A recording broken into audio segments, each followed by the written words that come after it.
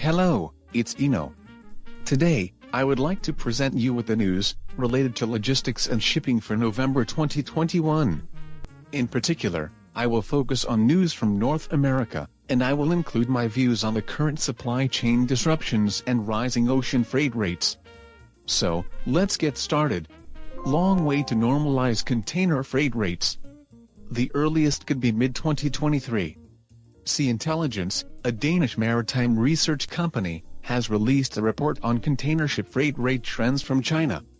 Based on an analysis of data from the past 20 years, and applying the past cycle of freight rate increases and decreases, it is estimated that it will take 26 months to normalize it, with a minimum of 18 months. This time, the increase is much larger than in the past, therefore it may take even longer than expected. No function of North American West Coast ports operate 24 hours a day. Logistics stagnation continues. In preparation for the busy Christmas season, the ports of Los Angeles and Long Beach in North America had announced that they would be working around the clock to relieve port congestion starting in September. However, nighttime container unloading does not seem to be working. They said that the port would be open at night, if there were more than 25 truck pickup reservations per night. However, the actual number of reservations was low, and it is said that they were only able to operate one night. Nighttime operation has not been a factor in the increase in container deliveries, due to the shortage of truck drivers and chassis, as well as the complexity of making reservations. So far, there is no significant effect in relieving congestion in logistics. North American West Coast Longshoremen's Union, ILWU, rejects one-year extension to labor management agreement. The labor agreement for North American ports expires at the end of June 2022, and negotiations for a new agreement are scheduled to begin in July 2022. The current agreement, signed in 2014 and extended in 2017, is up for renewal next year. This, signed in 2014, was difficult to negotiate and took 9 months to finalize. During this time, logistics at North American West Coast ports were disrupted, which caused major confusion in the supply chain to and from North America.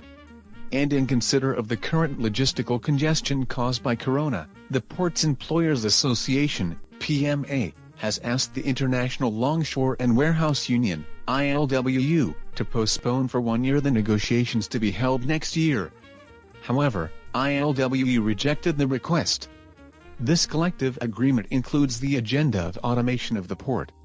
It is expected to take some time to conclude, as this is a matter that will greatly affect the future working conditions of the union side. At West Coast of North America, charge storage fees for overdue containers. Increased burden on shippers. The Port of Los Angeles and Long Beach on the West Coast of North America started charging excess fees for overdue containers as of November 15, to encourage early withdrawal of overdue containers at the ports. Terminal overage charges are calculated at $100 per container per day, beginning 9 days after unloading at the terminal for truck shipments, and 6 days for rail shipments. This is expected to be a huge burden for shippers in the form of fines that accumulate to $100 on the first day, $200 on the second day, and $300 on the third day. This new regulation is working, as the number of stagnant containers has decreased by about 40% from around 28,000 as of November 1 to around 16,000 as of November 24. We are beginning to see some signs that the logistics congestion is being resolved. Opposition to mandatory corona vaccines in the United States. Any influence to the supply chain? In the U.S., the Biden administration will require companies with more than 100 employees to either vaccinate or test their employees at least once a week starting next January. In response, half of the states are suing for a violation of the Constitution. Currently, there are about 76,000 people infected with corona in the U.S. per day, and the second vaccination rate is 58%. UPS, the largest company in the transportation industry, has 500,000 employees and only some of them are required to be vaccinated, but many others are not. In addition, Amazon, which has 1 million employees in the United States, did not require vaccination. The workforce at each company is also a major factor in resolving supply chain disruptions. I will explain this Times news. In the current supply chain problems, I think there are two key points. 1. When will ocean freight rates normalize? 2. When will the logistical congestion affecting the main shipping space be resolved? First of all, as for the normalization of ocean freight rates, according to a Danish research company, as far as the analysis of the data of the past 20 years is concerned, it was announced that it will be in the middle of 2023 at the earliest. That's how big the current surge in freight rates is, and it's not going to settle down within the next year, 2022. Next July, there will be a renegotiation of the labor management agreement at the North American West Coast ports. ILWU, the port union, has rejected a request from the PMA, the Port Employers Association, for a one-year delay in negotiations. In the last round of negotiations, the White House intervened and managed to come to an agreement. However, it took a long time, 9 months. During this period, ocean freight rates were still on the rise. I personally think that the possibility of normalization of ocean freight rates by the end of 2022 is very low, because of this event next year apart from the data.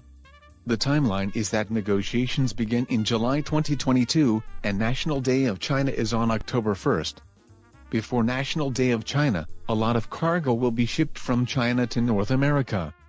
In the meantime, the Christmas shopping season starts in North America.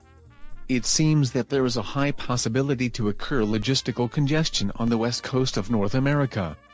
However, the current logistical congestion is showing signs of being resolved. With the fines for stagnant containers introduced at the Port of Los Angeles and Long Beach, we have found that shippers, who did not cooperate with the 24-hour operation of the port, are getting serious about their cargo out of the port. Nevertheless, even if progress is getting containers out of the ports, there are still issues with congestion at inland rail terminals, and manpower for loading and unloading workers at factories and warehouses. In the U.S., vaccination has stopped at a certain point, and there are still more than 70,000 corona infections and about 800 deaths per day.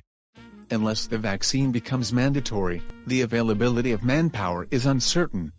I apologize that it may cause anxiety to our viewers by telling this.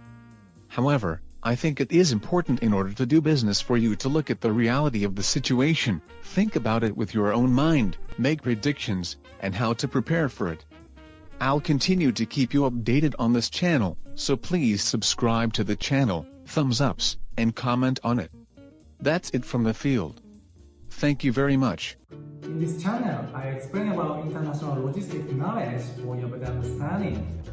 I hope this video will be a good support for your logistic job. If you have any shipment from Thailand or to Thailand, please feel free to contact me Iino-san anytime. Also, I'm very motivated to keep updating these videos. If you subscribe, press good or comment anything. Well, thank you. See you next time.